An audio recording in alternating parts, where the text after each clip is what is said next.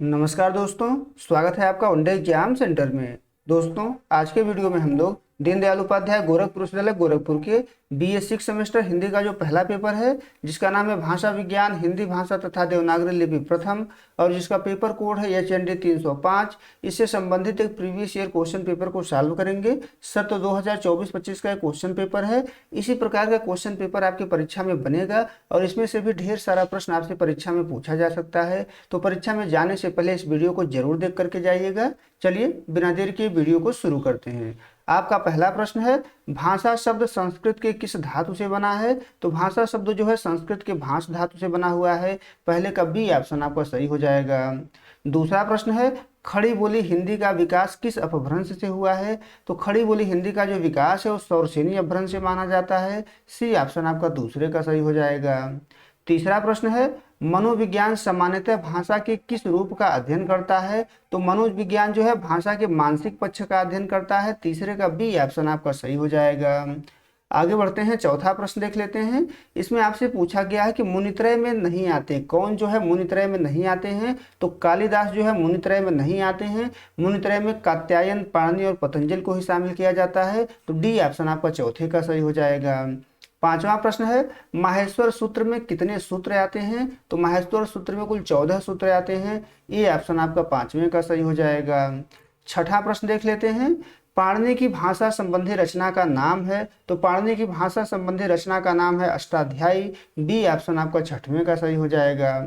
सातवां प्रश्न है, हिंदी भाषा में कारकों की संख्या है? तो हिंदी भाषा में कुल 8 कारक हैं। ए ऑप्शन आपका सही हो जाएगा।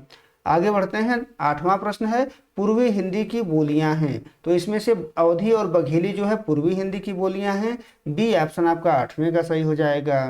नौवां प्रश्न है, 1935 में नागरी लिपि सुधार के लिए गठित समिति के अध्यक्ष थे? तो महात्मा गांधी अध्यक्ष थे। बी ऑप्शन आपका 9वें का सही हो जाएगा। 10वां प्रश्न है, निम्नलिखित में से सबसे प्राचीन लिपि है? तो ब्राह्मी लिपि जो है सबसे प्राचीन लिपि है इसमें से। तो ए ऑप्शन आपका 10वें का सही हो जाएगा। 11 नंबर प्रश्न है, संरचनात्मक भाषा विज्ञान के जनक का नाम है? तो सस्यूर को संरचनात्मक भाषा विज्ञान का जनक माना जाता है। ए ऑप्शन आपका 11 का सही हो जाएगा। 12 नंबर प्रश्न है, भाषा विज्ञान की संरचनात्मक वर्णनात्मक पद्धति है? तो एक कालिक है। ए ऑप्शन आपका 12 का सही हो जाएगा। 13 नंबर प्रश्न है, हिंदी की विभाषाओं में नहीं आती है? कौन इसमें से हिंदी की विभाषाओं में नहीं आती है? तो मारवाड़ी जो है हिंदी की विभाषा नहीं है, यह हिंदी की एक बोली है। तो सी ऑप्शन आपका 13 का सही हो जाएगा। 14 नंबर प्रश्न देख लेते हैं, मूर्धन्य ध्वनि है? तो ठ इसमें से मूर्धन्य ध्वनि है। ये ऑप्शन आपका 14 का सही हो जाएगा। आगे बढ़ते हैं, 15 नंबर प्रश्न है, देवनागरी लिपि का विकास ब्राह्मी लिपि की किस शैली से हुआ है? तो देवनागरी लिपि का जो विकास है वो ब्राह्मी लिपि के उत्तरी शैली से हुआ है। बी ऑप्शन आपका 15 का सही हो जाएगा। 16 नंबर प्रश्न है, तत्सम शब्दावली है? तो जो सीधे संस्कृत से हिंदी में प्रयुक्त होते हैं उनको तत्सम शब्द कहते हैं। ए ऑप्शन आपका 16 का सही हो जाएगा। 17 नंबर प्रश्न है, बिहारी हिंदी की प्रमुख बोलियां हैं? तो भोजपुरी, मगही और मैथिली जो है बिहारी हिंदी की तीनों प्रमुख बोलियां हैं। ए ऑप्शन आपका 17 का सही हो जाएगा। आगे बढ़ते हैं, 18 नंबर प्रश्न देख लेते हैं, आधुनिक भारतीय आर्य भाषा है? तो पंजाबी जो है आधुनिक भारतीय आर्य भाषा है इसमें से। सी ऑप्शन आपका 18 का सही हो जाएगा। 19 नंबर प्रश्न है, कौरवी किस बोली को कहते हैं? तो कौरवी जो है खड़ी बोली को कहा जाता है। राहु सांकृत्यायन के द्वारा नाम दिया गया था। तो बी ऑप्शन आपका 19 का सही हो जाएगा। 20 नंबर प्रश्न है, ब्रज भाषा किस उपभाषा वर्ग की बोली है? तो ब्रज भाषा जो है पश्चिमी हिंदी के अंतर्गत आता है। डी ऑप्शन आपका 20वें का सही हो जाएगा। 21 नंबर प्रश्न है, देवनागरी लिपि है? तो देवनागरी लिपि दोस्तों मूल रूप से अक्षरात्मक लिपि मानी जाती है, लेकिन इसकी विशेषता में ध्वन्यात्मक भी आता है। तो यहाँ पर ए ऑप्शन आपका सही हो जाएगा। 22 नंबर प्रश्न देख लेते हैं, गोरखपुर में किस बोली का प्रभाव अधिक है? तो गोरखपुर में भोजपुरी का प्रभाव अधिक है। सी ऑप्शन आपका 22 का सही हो जाएगा। 23 नंबर प्रश्न है, देवनागरी लिपि का गुण नहीं है? तो उच्चारण और लेखन में एक रूपता ये देवनागरी लिपि का गुण है। शब्दों में प्रत्येक ध्वनि का लेखन यानी ध्वन्यात्मकता, यह भी देवनागरी लिपि का जो है गुण माना जाता है। प्रत्येक वर्ण का निश्चित उच्चारण, यह भी दो है देवनागरी लिपि का गुण माना जाता है। अनुच्चरित ध्वनियों का अभाव, यह भी कहीं कहीं आपको देवनागरी लिपि के गुण में दिखेगा, कहीं कहीं अवगुण में दिखेगा। तो डी ऑप्शन यहाँ पर हम मान करके चल रहे हैं। हालांकि ये जो प्रश्न है ये कंफ्यूजन वाला प्रश्न है, लेकिन डी ऑप्शन यहाँ पर सही हो जाएगा। आगे बढ़ते हैं, 24 नंबर प्रश्न देख लेते हैं।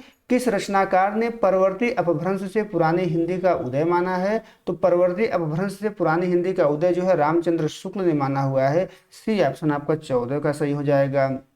आपको बता दें कि पुरानी हिंदी जो नाम है ये सबसे पहले चंद्रधर शर्मा गुलेरी के द्वारा दिया गया है, लेकिन परवर्ती अपभ्रंश से पुरानी हिंदी का उदय जो है रामचंद्र शुक्ल के द्वारा माना गया है। सी ऑप्शन यहाँ आपका 24 का सही हो जाएगा।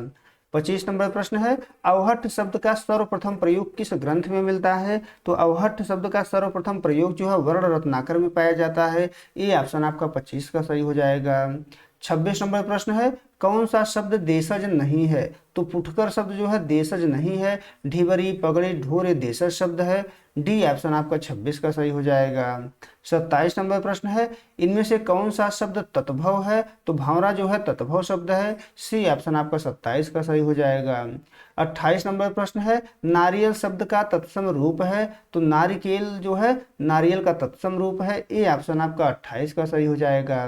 29 नंबर प्रश्न है, असंगत युग्म है? तो अफसोस जो है फारसी का शब्द है, गमला पुर्तगाली का शब्द है, कैंची जो है तुर्की का शब्द है, लेकिन कारतूस जो है अंग्रेजी का शब्द नहीं है। तो ये असंगत युग्म है। डी ऑप्शन आपका 29 का सही हो जाएगा। 30 नंबर प्रश्न है, जिन शब्दों की व्युत्पत्ति का पता नहीं चलता उसे कहा जाता है? तो उसको देशज शब्द कहा जाता है। सी ऑप्शन आपका 30वें का सही हो जाएगा। 31 नंबर प्रश्न है, प्रयत्न के आधार पर ल किस प्रकार की ध्वनि है? तो प्रयत्न के आधार पर ल जो है पार्श्विक ध्वनि है। ए ऑप्शन आपका 31 का सही हो जाएगा।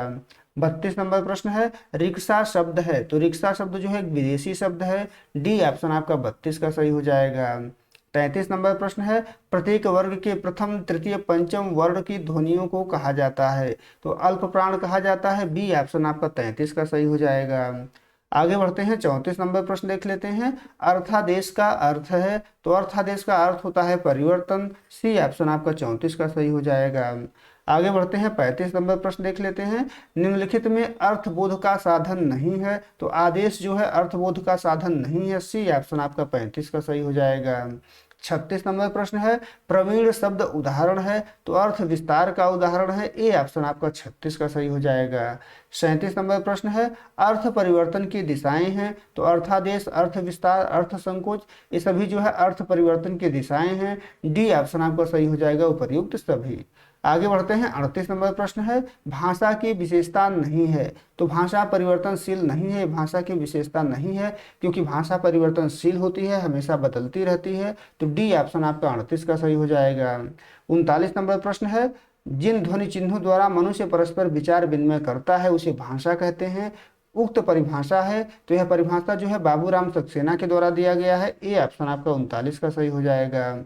40 नंबर प्रश्न है, चाय शब्द है? तो चाय जो है चीनी शब्द है। बी ऑप्शन आपका 40 का सही हो जाएगा। 41 नंबर प्रश्न है, हिंदी की विभाषा नहीं है?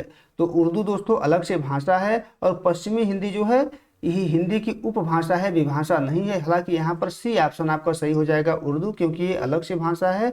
लेकिन यहाँ पर विभाषा हिंदी की केवल दो ही हैं, दक्षिणी हिंदी और हिंदवी। पश्चिमी हिंदी उपभाषा है और उर्दू अलग से बोली है, लेकिन सी ऑप्शन हम यहाँ पर मान करके चल रहे हैं। आगे बढ़ते हैं, 42 नंबर प्रश्न देख लेते हैं।